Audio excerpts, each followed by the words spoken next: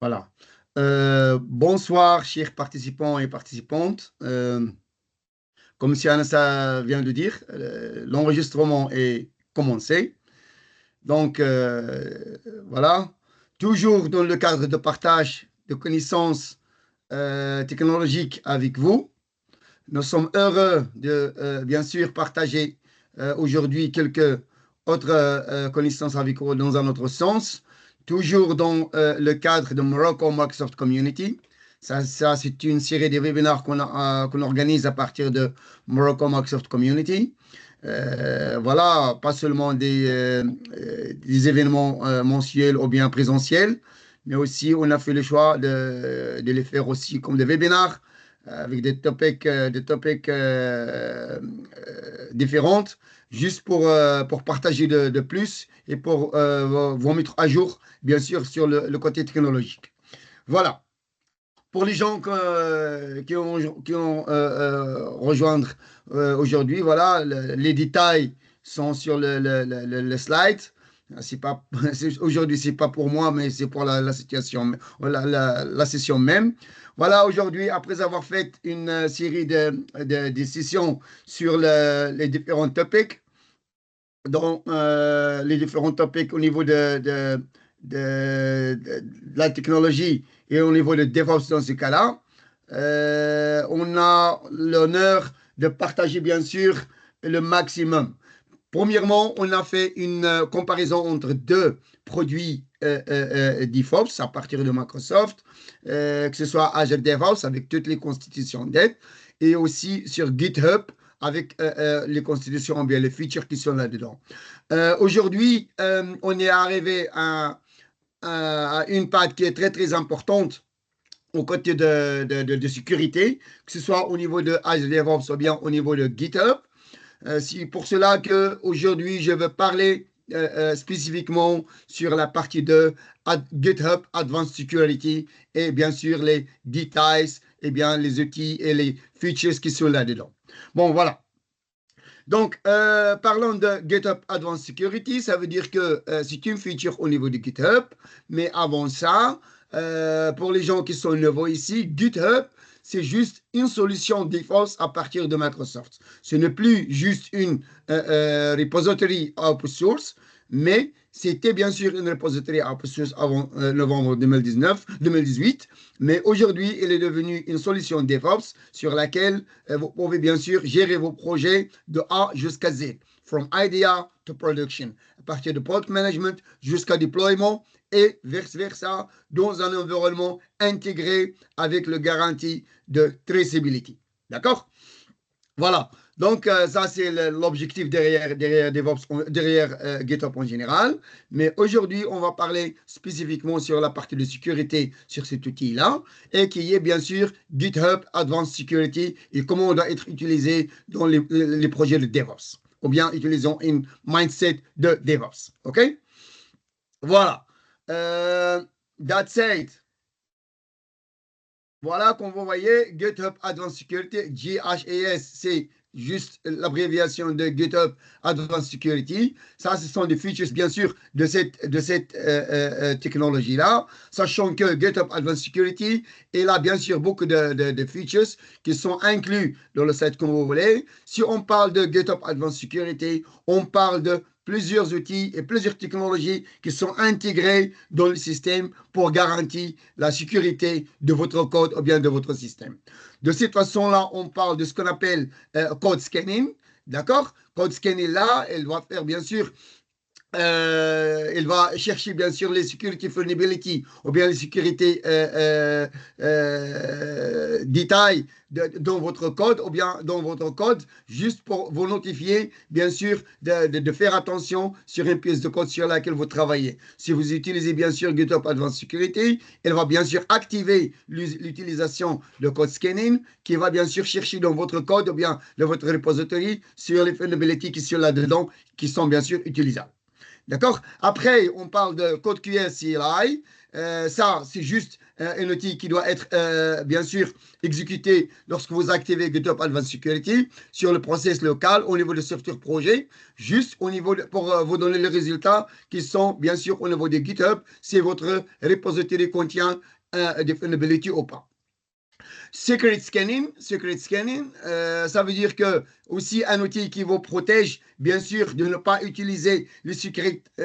Si on parle du secret ici, je parle bien sûr de password, ou bien les certificats, ou bien les keys, ou bien un vote, et tout ça. Tout ça, ce sont des secrets qu'on peut utiliser au niveau de notre code, ou bien au niveau de notre projet. Et si on active bien sûr l'utilisation de GitHub Advanced Security, en utilisant que Secret Security, il va détecter bien sûr s'il y a des pièces, s'il y a des secrets au niveau de votre code, il doit être détecté bien sûr et le système va vous notifier pour prendre bien sûr la protection et bien sûr de protéger votre code avant que ces secrets-là doivent être bien sûr partagés avec les autres. D'accord? Parce que les secrets, s'ils sont en plein texte dans votre code, ça sera bien sûr catastrophique si quelqu'un les détecte, il va vous faire de mal sur le code. D'accord? Et bien sûr, la quatrième feature, c'est ce qu'on appelle Dependency Review. Ça, c'est ce que vous donne, bien sûr, l'impact de tous les échanges qui doivent être, les échanges des dependencies, bien sûr, et les détails qui doivent être faits au niveau de Vulnerability Versions, que sont les versions de Vulnerability qui sont, bien sûr, sur votre code, avant, bien sûr, de faire un merge de pull request. Bien sûr, avant de faire le merge de pull request de votre code vers main branch ou bien master branch, bien sûr, ces vulnerabilities-là doivent être détectées et ne vont pas faire, bien sûr, part de code qui est injecté au niveau de main branch, qui est bien sûr la réalité de notre code. Ça veut dire qu'il ne va pas impacter notre système de production dans ce sens-là. Ça, c'est juste une petite définition sur les features de GitHub Advanced Security. Et bien sûr, ça, il y a aussi des autres technologies qui doivent être utilisées au niveau de sécurité side by side avec GitHub Advanced Security. C'est ce qu'on appelle Defender for Cloud. Defender for Cloud, comme vous voyez ici, DFC, c'est l'abréviation de Defender for Cloud. D'accord? Aussi, là, il y a des features qui doivent être utilisées, bien sûr, que vous pouvez utiliser au niveau de votre code, au niveau de votre projet, pour protéger, bien sûr, le maximum de votre code et le maximum de vulnerabilities qui ne doit être injecté dans votre code. D'accord? Cette feature-là, ou bien cette technologie-là de Defender for Cloud, c'est un service au niveau de Azure, bien sûr, qui doit être activé et bien sûr être utilisé au niveau de votre projet, au niveau de code, ou bien au niveau de l'infrastructure même. D'accord? Donc, c'est pour cela que Defender for Cloud, il veut donc, bien sûr, ici, il a aussi les features là-dedans. L'un de ces features-là, c'est ce qu'on appelle Unified Security Posture.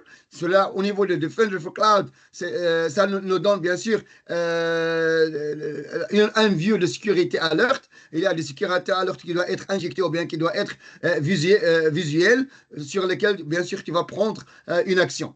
D'accord? Tout ça au niveau de la repository de code. Si vous avez une repository et vous avez activé Defender for Cloud pour être utilisé au niveau de cette repository ou bien au niveau de plusieurs repositories, bien sûr, utilisant Unified Security Postures, il va nous détecter bien sûr ces vulnerabilities-là, il va notifier avant tous qu'on doit prendre précaution de ces vulnerabilities-là. D'accord? Aussi, il y a une fonctionnalité qui s'appelle Defender for DevOps au niveau, ou bien qu'on parle de Defender for Cloud.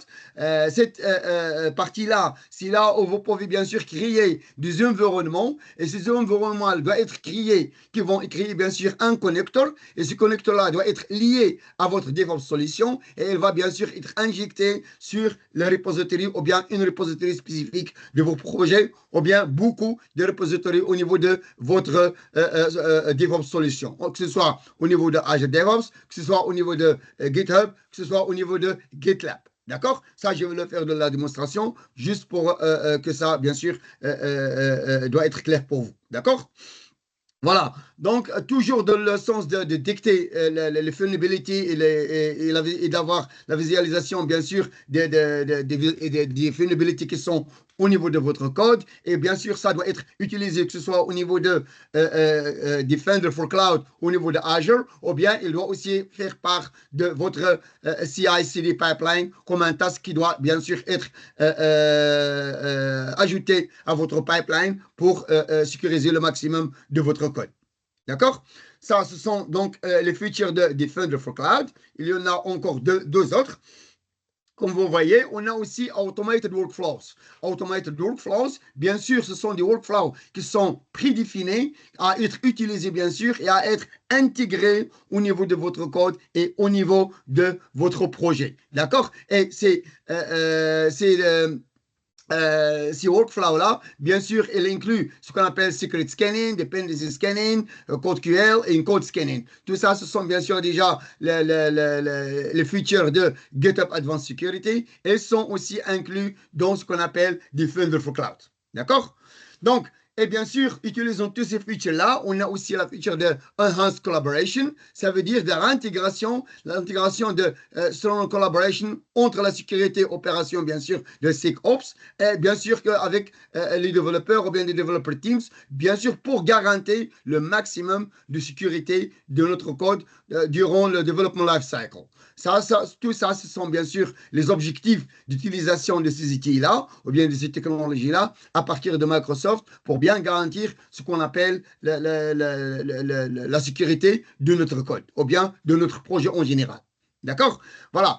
Ça, j'ai bien sûr parlé en détail sur GitHub Advanced Security. J'ai parlé sur Defender for Cloud. Bien sûr, de la démonstration, vous allez voir, it will make sense, ce que je veux dire avec ça. Et bien sûr, on va avoir une discussion s'il y a des cas spécifiques chez vous sur lesquels on peut parler. D'accord? Voilà. Donc, je ne sais pas, est-ce qu'il y a des questions dans le chat? Juste donne-moi un moment pour voir est-ce qu'il y a des questions sur le chat. Non, jusqu'à présent, je ne vois pas de questions. J'espère que tout ça c'est clair. Est-ce qu'il y a des questions, chers participants et participantes?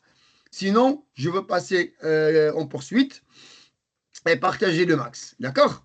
Bon, avec ça, bien sûr, maintenant, je veux faire une démonstration, bien sûr, que ce soit de GitHub Advanced Security, que ce soit de Defender for Cloud, qui features, bien sûr, en action. Voilà. Donc, OK. Maintenant, je vais aller sur notre écran. Je vais juste minimaliser le slide. Et comme vous voyez ici, vous voyez une pièce de code. Comme vous voyez, ça, c'est un projet. C'est un projet au niveau de Azure DevOps. Comme vous voyez, ce projet-là, on l'a déjà vu dans les sessions précédentes. Maintenant, je suis intéressé, bien sûr, sur la partie de code. Comme vous voyez, ça, c'est la repository ou bien la partie de code qui contient, bien sûr, mon projet. Mon projet, il contient, bien sûr, du source code. Voilà. Et au niveau de Azure DevOps, maintenant, on a l'intégration de GitHub Advanced Security. Vous voyez maintenant, au niveau de cette repository-là, vous avez la possibilité ici d'avoir Advanced Security. Si on clique sur Advanced Security, vous voyez que, OK, maintenant, ce que je veux faire une action, c'est que, bien sûr, enable dans les settings, enable in settings, si je vais là, elle va me ramener bien sûr vers les settings de projet et je veux spécifier pour quelle repository ou bien toutes les repositories ou bien juste une sur laquelle je veux activer la fonctionnalité de Advanced Security. Vous voyez, moi je suis maintenant au niveau de Part Unlimited, Parts Unlimited Repository et vous voyez au niveau des settings ici que j'ai cette partie-là qui est Advanced Security qui est par défaut, elle est disabled. Il est inactif. Maintenant, je peux l'activer. Mais, bien sûr, ça, c'est un service au niveau d'Azure. D'accord? Ça veut dire, pour utiliser ce service-là, il faut avoir, bien sûr, une subscription sur Azure. Il faut avoir un contrat avec Microsoft dans ce cas-là, juste pour avoir la possibilité d'utiliser cette fonctionnalité au niveau de votre code. Bon, ce qu'on va faire maintenant, juste pour vous donner une idée comment l'utiliser, c'est aller et activer, bien sûr, juste faire le pas d'activer cette feature-là. Et vous voyez maintenant, j'ai la notification que Enable and Begin Billing for this repository. Ça veut dire quoi? Ça veut dire que le système m'a donné une notification. Si maintenant je fais le choix de d'activer cette feature-là, ça veut dire qu'il y a peut-être un billing qui doit être, bien sûr, activé pour cette feature au niveau de la subscription Azure. D'accord? Donc, dans ce cas-là, on va dire, juste pour le purpose de la démonstration, voilà, d'accord, begin billing. Maintenant, Advanced Security Request, your setup billing. Donc, maintenant, si je vais là, elle va me ramener vers le Azure Cloud. Voilà, c'est un billing, setup billing. Maintenant, je veux juste ici, New Azure Subscription, ou bien il va maintenant l'audit des autres Azure Subscription. Allez, vas-y.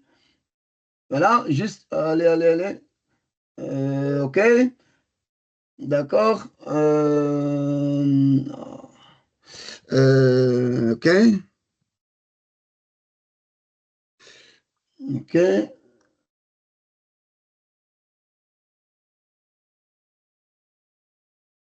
voilà. Bla, bla, bla. OK, d'accord. Juste au téléphone.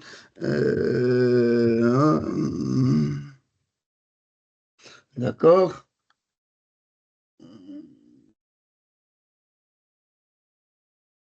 OK, d'accord. Donc, je vais faire juste ça.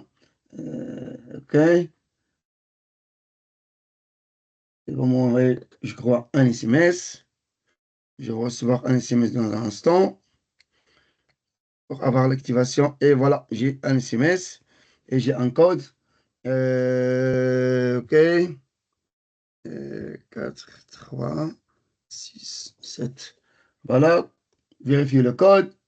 OK. Le code. OK. Est-ce que j'ai fait le code? OK. 5, 3, 7, 3, 8, 9. 5, 3, 3, 8, 9. D'accord. Verify le code. OK. Maintenant, il a vérifié le code. Je vais juste... OK. OK. Go ahead. Next.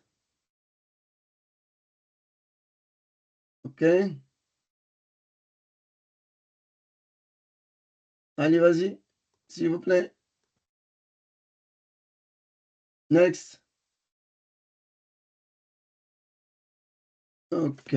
Donc, ben, en tout cas, ce qu'il faut savoir ici, c'est que lorsque vous voulez activer, bien sûr, lorsque vous voulez activer cette option-là, il faut déjà avoir une subscription ou bien être prêt à avoir une subscription avec Microsoft. Dans ce cas-là, elle doit être activée. Et une fois qu'il est activé, bien sûr, il va être, tu vas bien sûr la intégrer au niveau de votre code. Et de cette façon-là, il doit être activé au niveau de la repository et il doit détecter, bien sûr, les vulnerabilities et il va faire le code scanning et tout, les fichiers que vous avez vus au niveau des slides pour votre projet. Ça, c'est l'objectif de cette part de la démonstration ici. D'accord? Donc, ça, d'une part, supposons que ça c'est déjà activé, bien sûr, je ne sais pas pourquoi. OK. OK. Bah, OK. On ne va pas perdre le temps à configurer, mais juste, je crois que l'idée, c'est connu. Ce qu'on va faire maintenant, c'est qu'au niveau, ça c'est juste une fonctionnalité de GitHub qui est Advanced Security, qui doit être activée au niveau de Azure DevOps, d'accord? Et bien sûr, qui doit être utilisée au niveau de votre code. Maintenant, on va y aller au niveau de GitHub même. Comme vous voyez, voilà, au niveau de GitHub, comme vous avez l'autre jour, vous avez vu l'autre jour, ça c'est GitHub. Ça c'est un projet déjà qui est téléchargé au niveau de GitHub, GitHub Repository, ça c'est un repo. Ici aussi, vous avez la possibilité, ou bien vous avez la possibilité d'avoir sécurité ici au niveau de GitHub. Comme vous voyez, on voit sécurité ici.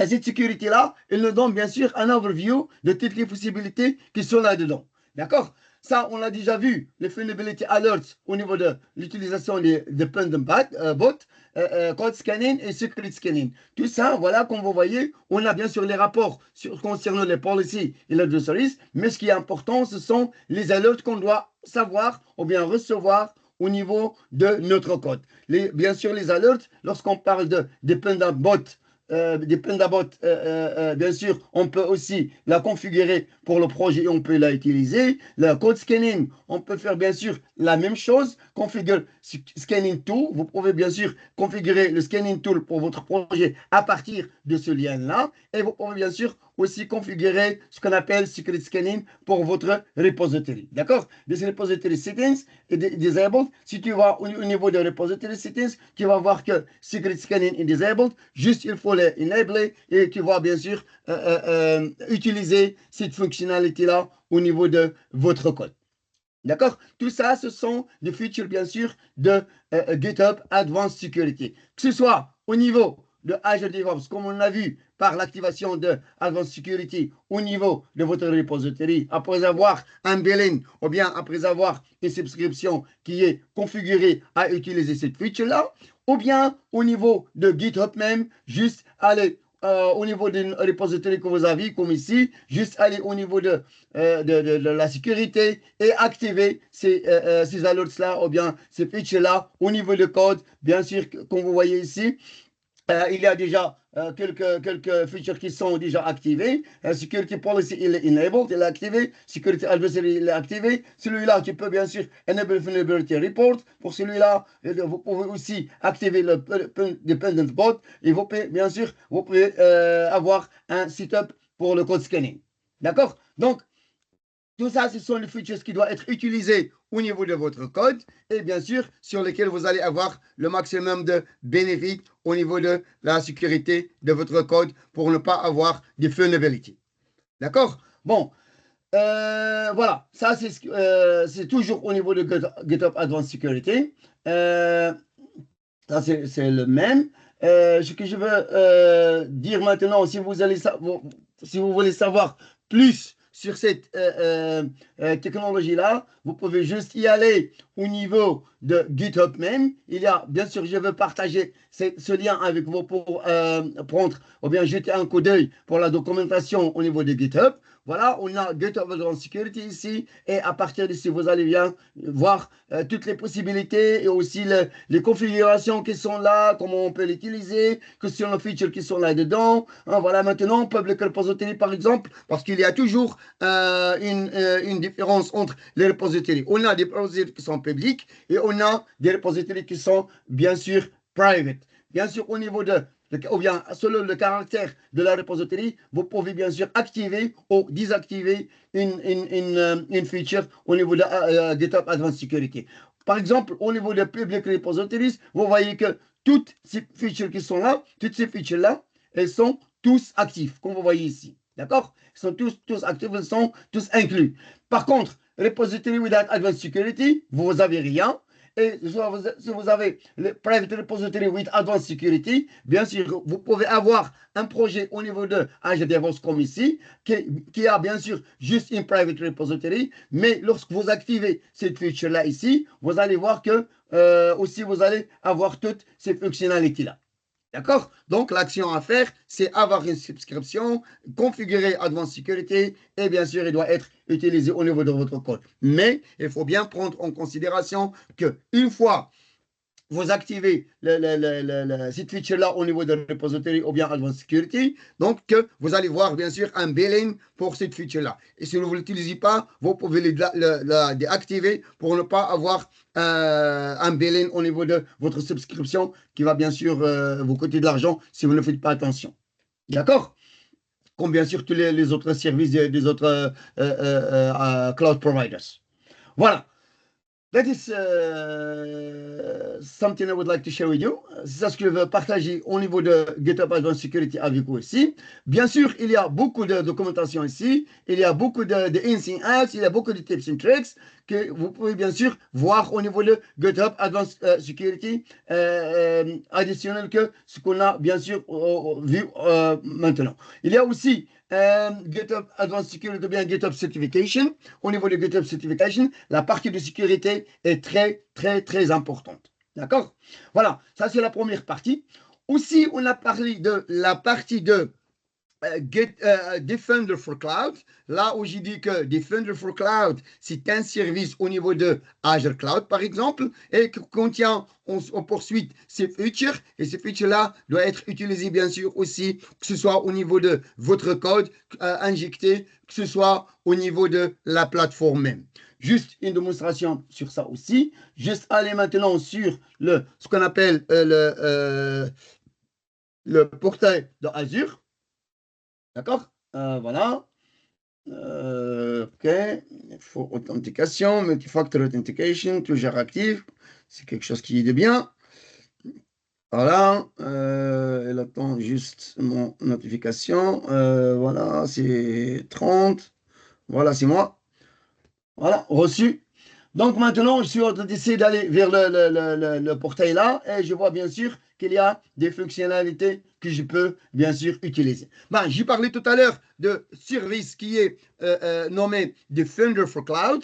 Hein, c'est le service, ou bien vous pouvez le trouver déjà sur votre service utilisé, ou bien si vous êtes bien sûr au niveau de All Resources ou bien All Services. Ici, vous avez juste aller au niveau de la partie de sécurité et vous allez voir qu'il y a aussi ce qu'on appelle Defender for Cloud ici. Donc, choisissons ce service-là, qui est Defender for Cloud, d'accord, qui a bien sûr beaucoup de constitutions qui sont divisées aux trois grands parties, comme vous voyez, la partie générale, qui contient bien sûr les paramètres qui sont bien sûr spécifiques pour des différents trucs, ok.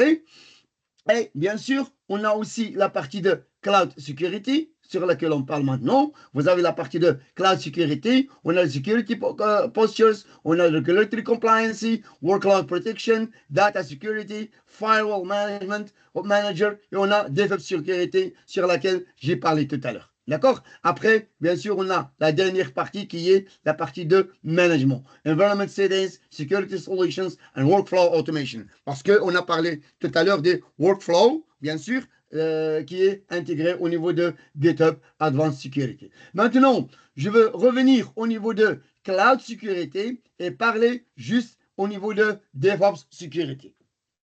Donc, au niveau de DevOps Security, sachant que GitHub et Azure DevOps, ce sont des solutions DevOps, bien sûr. C'est pour cela que je suis toujours dans le contexte de DevOps. Donc, DevOps Security, comme vous voyez ici, tout ça, ce sont des informations sur les repositories précédentes qui ont été, bien sûr, détectées. Mais ce que je veux vous montrer ici, c'est comment utiliser ce service-là.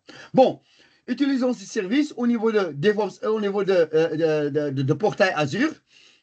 Donc, au niveau de Microsoft Defender for Cloud, au niveau de Cloud, vous avez ce service qui s'appelle DevOps Security. Pour l'utiliser, il faut créer ce qu'on appelle un environnement. Et cet environnement, voilà, je peux créer un environnement, que ce soit pour GitHub, que ce soit pour Azure DevOps, que ce soit pour GitLab. Ça, ce sont des trois DevOps solutions que je peux utiliser, bien sûr, sur lesquelles je peux créer un environnement. Donc, maintenant, supposons que je veux créer un environnement pour Azure DevOps, par exemple. D'accord? Ce qu'elle va me dire ici, c'est que, voilà, juste créer un connecteur. Maintenant, ce que je vais faire ici, je vais créer une connexion, bien sûr, avec Azure DevOps dans ce cas-là, à partir de Defender for Cloud. Donc, juste ici, donner un nom, Webinar Demo Defender for Cloud, Defender for DevOps. OK?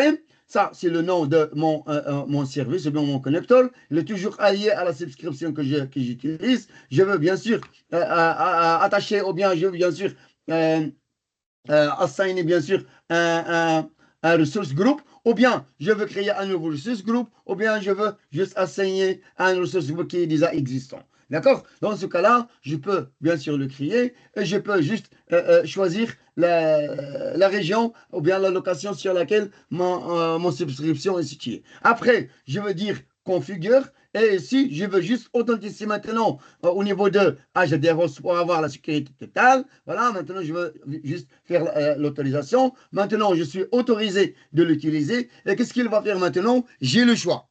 Ou bien, je veux juste utiliser ce service-là pour contrôler, bien sûr, tous les projets qui sont existants au niveau de l'organisation, ou bien les projets qui sont existants et les projets qui vont venir, bien sûr, ça veut dire qu'il sera toujours activé, ou bien juste pour les projets qui sont déjà là. Maintenant, je veux dire all existing organizations. OK? Donc, maintenant, dans les organisations au niveau de Azure DevOps que j'ai, elle va contrôler bien sûr le truc. Et qu'est-ce qu'il va faire with this permissions? Voilà, avec ces permissions-là, c'est là qu'il doit être utilisé pour faire bien sûr la configuration et bien sûr la détection de vulnerability au niveau de mon code. Maintenant, je veux dire review and generate. Maintenant, il est en état de review et le review, tout est OK. Maintenant, je veux dire create. Bon, ce qui arrive maintenant, c'est que ce service-là, under the hood, bien, under the hood, il va créer bien sûr un connecteur qui est allié à Azure DevOps et qui va bien sûr regarder ou bien analyser les repositories qui sont au niveau du projet, qui sont au niveau de toutes les repositories que j'ai là-dedans. Bien sûr, il va contrôler ces repositories-là, s'il y a des vulnerabilities là-dedans, s'il y a des trucs, s'il y a des problèmes. Et voilà, maintenant, le connecteur, il est créé et il est maintenant en état de faire, bien sûr, l'analyse sur toutes les repositories qu'on voit ici. Toutes les repositories qu'on voit ici, elles doivent être, bien sûr, voilà, vous voyez, il y a beaucoup parce que j'ai dit pour toute organisation, voilà, je veux juste les spécifier pour vous voir. Voilà. Tout ça, ce sont des organisations au niveau de Azure DevOps.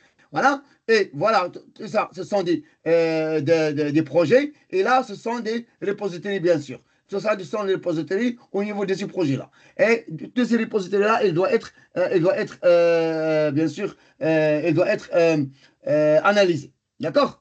Une fois il est terminé, il va bien sûr revenir avec les findings qui sont là-dedans. Ça va prendre du temps, mais en même temps, ça d'une part, c'est de cette façon-là que vous pouvez bien sûr utiliser ce service pour DevOps Security au niveau de Defender for Cloud, au niveau de environnement Azure Cloud. D'accord? Après, on a la possibilité aussi d'avoir les workbooks. Hein, workbooks ici, ce sont rien d'autre que des fonctionnalités qui sont déjà là-dedans, avec des queries qui sont déjà spécifiées, que vous pouvez bien sûr utiliser pour avoir bien sûr les paramètres ou bien avoir les statistiques sur votre projet. D'accord? Donc, on a ici DevOps Security, on a des workbooks. Cette workbook-là, qu'est-ce qu'elle fait? Celui-là, par exemple, on a the overview, posture management. Voilà, comme vous voyez, il va nous donner toutes les posture management qui sont détectées. Il va sur toutes les repositories qui sont analysées. Il va bien sûr avoir des repos. On a 108 repositories qui sont, comme vous voyez ici, on a 108 repositories. On a 91 qui sont bien sûr vides. Et on a 11 qui sont alliés à Service Connections. D'accord? Tout ça, ce sont les paramètres des fonctionnalités au niveau de repositories, au niveau de Azure DevOps. Ici, il y a une détection totale de 389 de findings, hein, posture management findings. Là, on a 200 qui sont unhealthy et on a 189 qui sont healthy. Donc, tout ça dans le sens de posture management. D'accord? Après, au niveau de secrets, il n'y a aucune secret qui est leak au niveau de là. Au niveau du code, aussi au niveau du code, rien, code findings by tool, rien est cherché. Et on a OS vulnerabilities aussi au niveau de open source. Il n'y a rien de vulnerabilities. Au niveau de infrastructure as code, aussi, il n'y a rien à détecter. Juste, la seule chose qu'on a ici, c'est posture management au niveau de health de repository. Lorsqu'on parle de repositories qui sont bien sûr utilisables et ceux qui utilisent les service connections et ceux qui ne l'utilisent pas. D'accord? Mais bien sûr, il faut savoir que au niveau de cette workbook-là, vous pouvez bien sûr avoir un query. Et ce query-là, vous pouvez l'éditer et vous pouvez changer les paramètres, juste aller ici et avoir le query. Et bien sûr, on a des différentes parties sur lesquelles on peut avoir un query à éditer. Expose secret, repo. Par exemple, si je vais au niveau de celui-là, je veux juste avoir les détails de cette query-là, exposed secrets by repo. Tout ça, ce sont des différents panels qu'on a vus. Si je vais maintenant au niveau de là, voilà, ça c'est le code que vous pouvez bien sûr consulter pour avoir bien sûr la logique qui est utilisée pour avoir bien sûr les rapports ou bien les résultats qu'on va avoir au niveau d'un certain query. Voilà, comme vous voyez, tout ça, ce sont bien sûr, voilà, security resource, where type, c'est celui-là, extend c'est assembly key, where c'est celui-là, extend, GitHub split, et voilà, de cette façon-là, vous pouvez créer, bien sûr, ou bien vous pouvez construire votre query que vous allez, bien sûr, utiliser pour les différents pannes que vous allez, bien sûr, définir au niveau de votre code. Aussi, il y a des exemples, comme vous voyez ici, il y a les exemples, par exemple, des queries que vous pouvez, bien sûr, utiliser, all is by name, ou bien all is by type, ou bien all subscriptions. De cette façon-là, vous pouvez avoir la logique, comment écrire ce query-là. Vous recevoir, en tout cas, le help que vous avez, sur lequel vous avez besoin pour créer un query complète, utilisant, bien sûr, les exemples qui sont là. D'accord? Ça, c'est juste pour vous aider au premier pas de savoir la façon avec laquelle vous pouvez créer ces queries-là. Si vous avez fait, ou bien sûr, vous pouvez dire run query et vous allez avoir les résultats. Mais s'il n'y a rien à faire, donc vous n'avez avoir aucun résultat. Donc, workbooks. Voilà, ici aussi, il y a des workbooks qui sont déjà predefined, qui sont déjà prêts à utiliser. Et bien sûr, vous pouvez toujours aussi créer votre empty workbook ou bien un workbook qui est vide sur lequel vous allez bien sûr lancer votre logique. D'accord? Bon, par exemple, si on parle de Vulnerability Assessment, ou bien on parle de API Security, ou bien on parle de DevOps Security, si je veux prendre celui-là, par exemple, voilà, c'est le 1 qu'on vient de voir. Et dans ce cas-là, vous avez dire que au niveau de Posture Management, voilà, Posture Management, ok, sachant que Workbooks, sachant qu'au niveau de query, et je vais aller au niveau de Posture Management, d'accord? Où est-ce qu'il est? DevOps, voilà, juste ici. Posture Management, où est-ce qu'il est? Posture Management, c'est celui-là. Voilà. Voilà, tout ça, ce sont bien sûr les détections qui ont fait DevOps Posture Management Findings. Comme vous voyez ici, on a 1, 2, 3, 4, 5, 6, 7 qui sont high et les autres et les medium. Et vous pouvez aller bien sûr en détail sur les findings qui sont là. Et celui-là maintenant, je peux éditer ce query-là et je peux voir la logique ou bien les paramètres de cette query-là pour bien avoir edit group. Si j'ai des edit group, je peux juste sélectionner les parties que je veux éditer et je peux aller sur eux, bien sûr. D'accord? Donc, de cette façon-là, vous pouvez bien sûr construire votre query ou bien votre workbook et voilà, vous pouvez le visualiser de différentes façons. Sachant que le data qui est bien sûr exposé là doit être placé dans ce qu'on appelle Log Analytic Workspace. Log Analytic Workspace, c'est aussi un service au niveau d'Azure qui doit contenir bien sûr le data ou bien des éléments que vous voulez bien sûr garder sur Azure et qui sont alliés à votre blob storage. D'accord? J'espère que ça est clair. Ça, c'est juste au niveau de Defender for Cloud lorsqu'on utilise le service de DevOps Security, toujours au niveau de Azure Cloud. Voilà, il est encore en état de faire le scanning pour toutes les repos. Mais ce que vous voyez aussi, c'est en général ici, vous voyez ce qu'on appelle les recommandations. Au niveau des recommandations, vous allez voir toutes les services qui sont utilisés au niveau d'Azure. Vous voyez qu'on a ce qu'on appelle Defender CSPM. Defender CSPM, c'est le caractère de billing qui est utilisé par le service Microsoft Defender for Cloud, bien sûr, pour avoir un rapport final de tout ce qui se passe au niveau de Defender for Cloud sur les parties de vulnerability. Vous voyez, tout ça, ce sont des services qui sont utilisés. Voilà. Et comme vous voyez ici, je peux aller en détail sur un certain service. Et comme vous voyez, vous pouvez avoir toutes les parties qui sont involvées ici. Voilà, s'il y a des problèmes, vous pouvez bien sûr les avoir pour avoir bien sûr une action qu'on peut performer pour sauver ce problème. D'accord? Ou bien avoir un fixe et tout ça. S'il y a un problème maintenant au niveau de cette service-là, il y a Take Action par exemple, et je veux juste voir ce qui est recommandé ici pour bien sûr avoir un fixe pour ce problème-là. Le fixe, maintenant j'ai une idée fixe, il va me donner bien sûr les actions que je peux performer au niveau de ce service-là et bien sûr au niveau de la SQL Server dans ce cas-là et pour bien sûr résoudre le fixe sur cette ressource. D'accord? Maintenant, il s'agit d'une database, mais que ce soit une database ou bien que ce soit un Key Vault, ou que ce soit un VM, ou que ce soit n'importe quoi, en tout cas, que ce soit une ressource au niveau de Azure. D'accord? Ça, au niveau de recommendations. D'accord? Au niveau de endpoint connection, par exemple, on peut faire la même chose. Voilà, comme vous voyez, au niveau de endpoint, il y a aucune action à prendre parce que tout est OK. Aussi, il y a les autres recommandations au niveau de tout ça, diagnostic log, de App Service. Voilà, toujours la même chose. Il n'y a pas de problème parce qu'il n'y a rien, il y a rien à fixer ici. Donc, toujours sur le ressource, la même ressource qui est, bien sûr, ce ressource-nom-là. D'accord? Donc, voilà. Security Alerts, bien sûr, vous pouvez définir votre Security Alerts comme de la façon avec laquelle on a vu des workbooks. C'est exactement de la même façon que vous pouvez construire votre security alerts. Et le security alerts, security sample alert, par exemple, vous allez bien sûr allier la subscription et les funds for cloud plans. Et voilà, vous allez dire place, select all, ou bien juste pour les key vault, par exemple, des select, pour les app service, par exemple, créer simple, pour juste créer un simple alert dans ce sens-là pour les deux services qui sont sélectés, que ce soit un key vault, que ce soit un app service, et de cette façon-là, vous pouvez créer simple alert. D'accord? Donc, ok, d'accord. Créer simple alert, create a simple alert for the subscription, bla bla bla. Ok.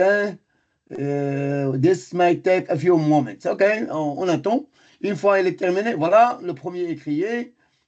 Maintenant, create simple alert, d'accord. Created, ok, le connecteur est créé, running, et il va nous donner par exemple un alert. Voilà, celui-là est en cours. Voilà, celui-là aussi est créé. Et maintenant, juste où est-ce qu'ils sont alerts? Voilà. How it works. Bon, il faut bien sûr créer alerts et après il faut les sauver. C'est quelque chose que j'avais pas fait. Pour les utiliser, bien sûr. En tout cas, vous avez la possibilité de les créer. Try Azure Defender Free. Yeah, ok.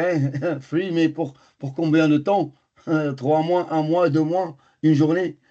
Voilà. Donc, voilà, cette partie-là, juste pour vous donner la possibilité qui est une édition, les possibilités qui sont là-dedans. Vous pouvez bien sûr créer votre alert. Et ces alertes-là, vous pouvez bien sûr les injecter s'il y a une vulnérabilité. Et l'injection de ces alertes-là doit être faite de types différents. Que ce soit un alert avec une sévérité high, ou bien medium, ou bien low. Hein, ça dépend bien sûr de la sévérité de votre alerte qui doit être injectée au moment où il y a une action qui aura place sur une ou autre ressource que vous utilisez au niveau de votre plateforme ou bien au niveau de votre code.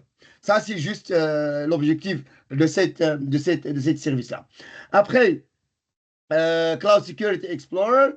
Cloud Security Explorer, c'est là où Microsoft a bien sûr investi sur la plateforme au niveau de IaaS ou bien infrastructure. Hein, VM, tout ça, c'est au niveau des PM, c'est au niveau de containers. Hein, si vous utilisez des VMs et des containers au niveau d'Azure, vous pouvez bien sûr jeter un coup d'œil sur ce qu'on appelle Cloud Security Explorer. Ça, il utilise bien sûr la technologie CodeQL là-dedans pour injecter bien sûr les vulnérabilités ou bien injecter les alertes sur les vulnérabilités qui doivent être détectées au niveau de votre infrastructure. D'accord? Après, qu'est-ce qui est important à mentionner ici? Security postures. Security postures, comme vous voyez. OK, limited permissions detected. OK, merci. Hein.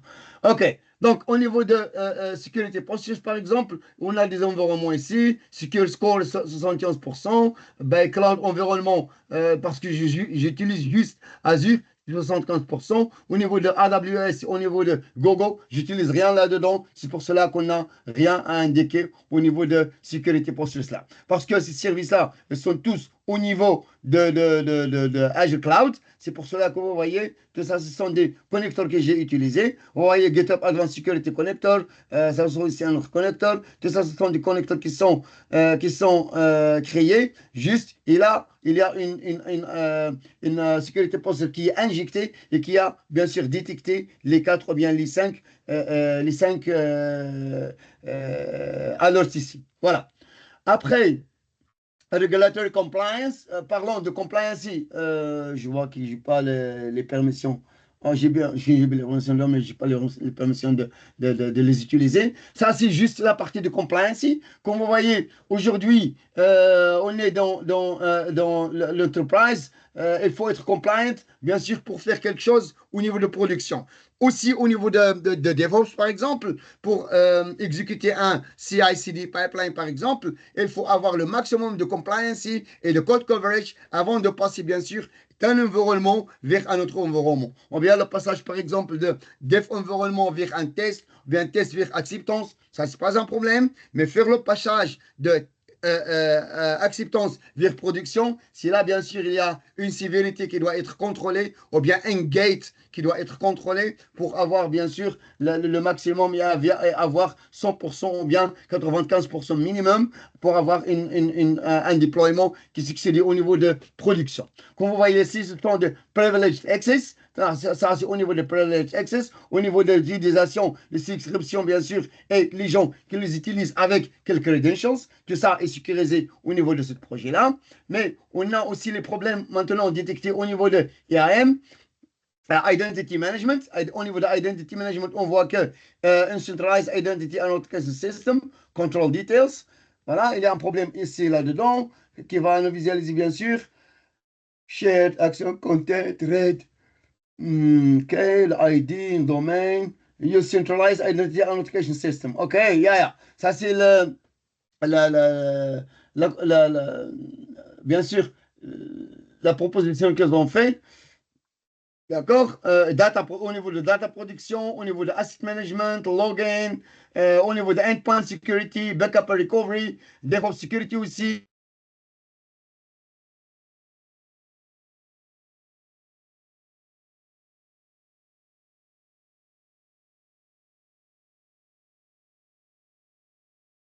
Je m'excuse, mes chers participants, il y a quelqu'un qui m'a fait un call et mon écran est disconnecté. Donc, voilà, comme j'ai dit, au niveau de DevOps, DevOps Security, par exemple, comme vous voyez ici, il y a aussi des compliance qu'on peut respecter. Voilà. Donc, juste jeter un coup d'œil sur cette partie-là. C'est très, très important lorsque vous êtes dans un monde DevOps et vous voulez bien sûr avoir le maximum de compliance pour votre projet. Apparemment, pour les équipes qui travaillent DevOps et qui vont bien sûr pousser le code vers production, c'est quelque chose qu'on peut activer au niveau de la plateforme Azure et qu'on peut configurer bien sûr avec notre projet au niveau de DevOps et sur lequel on va prendre bien sûr le maximum des bénéfices. D'accord? Parce que la sécurité avant tout. Voilà. Ça, tout ça, c'est très important à le savoir. Tout ça, toujours fait partie de Microsoft Defender for Cloud, qui est un service au niveau de Azure, au niveau de sécurité. D'accord? J'espère que ça vous aide. Security Solutions, bien sûr. Security Compliance Gateway ou WAF. Hein, ça, c'est pour l'infrastructure que vous pouvez bien sûr ajouter au niveau de votre billing et vous pouvez bien sûr l'utiliser. Donc, ça, c'est au niveau toujours de Defender for Cloud. Parlons maintenant au niveau en totalité de Azure. Vous avez aussi ce qu'on appelle le billing, par exemple. Let me check. Label, Defender for Cloud, all sources, load balancers, non. Cost management. Cost management and billing. J'ai parlé tout à l'heure de billing et tout ça. Et c'est cost management au niveau d'Azure pour juste savoir les prix que tu payes, bien sûr, sur une partie des services que tu utilises au niveau d'Azure. D'accord? Donc, pour le monitoring, cost alerts, ou bien diagnostic, ou bien le budget qui doit être défini, bien sûr, qui doit être défini, sur lesquels vous pouvez bien sûr faire une estimation sur ce que vous allez bien sûr utiliser sur une plateforme. Tout ça, ce sont bien sûr les parties que vous allez consulter lorsque vous parlez sur le billing ou bien le payment methods, as subscriptions, les budgets si vous avez déjà un budget ou bien exports. Je cherche toujours la partie sur laquelle je peux faire les analyses. Analyse. Cost analysis, yes, cost analysis. Cost analysis, ok, rien à analyser ici. Voilà, go to subscription, ok. Browse all views. Voilà, next, ok. Resource groups. Au niveau des resource groups, voilà maintenant, close. Vous voyez maintenant que go ahead, close. Vous voyez maintenant au niveau des ressources groupes, j'ai deux ressources groupes, ASP.NET et Dex. Et vous voyez ça, ce sont l'utilisation de ces ressources groupes-là. C'est là où ils sont utilisés. Et ça, c'est bien sûr le montant que je paye sur la totalité d'utilisation de ces ressources-là. Vous voyez, un app service plan, SQL Server 1, 2, 3, SQL Service, un DNS, Application Insight, une Application Service Web App. Tout ça, ce sont des services que j'utilise maintenant au niveau de cette subscription. Et ça, c'est le billing, ou bien le billing total. Le billing total, c'est celui-là. Average, c'est celui-là. Il va bien sûr me donner une estimation sur ce qui va venir, bien sûr, comme une explication de budget. D'accord? De cette façon-là, vous pouvez avoir dans un coup d'œil sur avoir une idée sur les ressources, l'utilisation des ressources et le budget ou bien le billing que vous allez recevoir de Microsoft à la fin du mois. D'accord? Ça, c'est applicable pour toutes les parties ou bien pour tous les services au niveau du cloud. D'accord? J'espère que ça c'est clair pour vous. Est-ce qu'il y a des questions toujours, chers participants et participantes? Est-ce que ça c'est clair?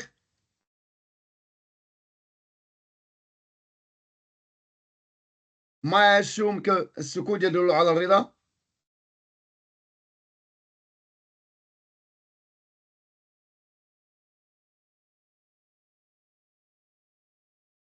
Ok. Merci beaucoup, Sil Harvey. Merci beaucoup. Merci pour votre confirmation. Non, ça c'est clair, d'accord. Donc, voilà. Donc, mes chers participants et participantes, maintenant j'ai le temps juste pour répondre à toutes vos questions, si vous avez des questions, ou bien si vous allez désirer de savoir mieux, ou bien savoir beaucoup.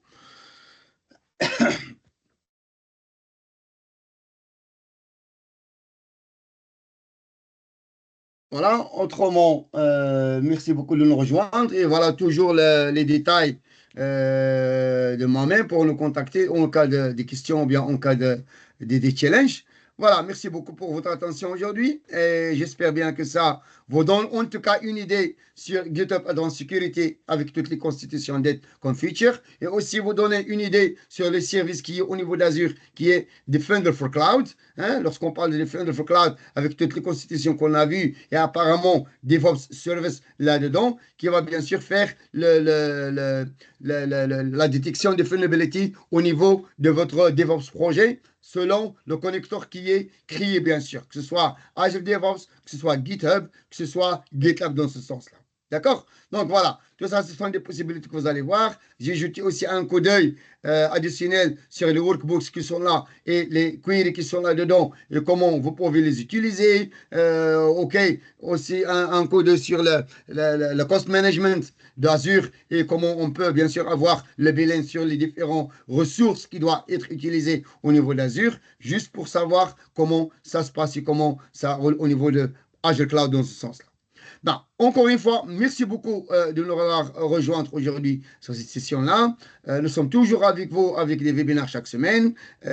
Stay tuned sur notre channel et on va partager le maximum dans les autres webinaires suivants. Inch'Allah, que ce soit avec moi les autres topics, que ce soit avec mes chers collègues de Morocco Microsoft Community qui doit parler bien sûr sur les autres topics à part que Azure Cloud, Azure DevOps et GitHub dans ce sens-là. Ok, merci beaucoup. Toujours dans le cadre de partage dans les sessions présentielles qu'on organise au niveau de Morocco Microsoft Community. la semaine dernière, le week-end dernier, on a le plaisir d'être avec Insa Titouan pour une session, pour une journée vraiment chaleureuse. Et notre événement suivant, Inch'Allah, ce sera le 29 novembre à Titouan, CMC, je m'excuse, à Nador, CMC Nador, dans l'après-midi. C'est un vendredi après-midi à partir de 14h30, on sera, Inch'Allah, à CMC à Nador. Et après la journée après, qui est le 30 novembre, Inch'Allah, on sera chez les frères et les sœurs de Insa Oujda, Inch'Allah. Donc, si vous êtes de la région, n'hésitez pas de nous rejoindre. Et sinon, jusqu'à la prochaine fois, Inch'Allah, on essaie toujours d'animer un webinaire chaque semaine. Et soyez avec nous la semaine prochaine, Inch'Allah. On va annoncer au début de la semaine quel sujet qui doit être partagé avec vous. Et bien sûr, c'est à vous de nous rejoindre. Merci beaucoup encore une fois et toujours à votre disposition, que ce soit au niveau de Morocco Microsoft Community, que ce soit au niveau de le titre personnel de Fadilicity Consultancy ou bien que ce soit au niveau de Dyn IT Services Maroc. Merci beaucoup et à la prochaine fois. Salam alaikum wa rahmatullah. Je veux bien sûr stopper le recording maintenant.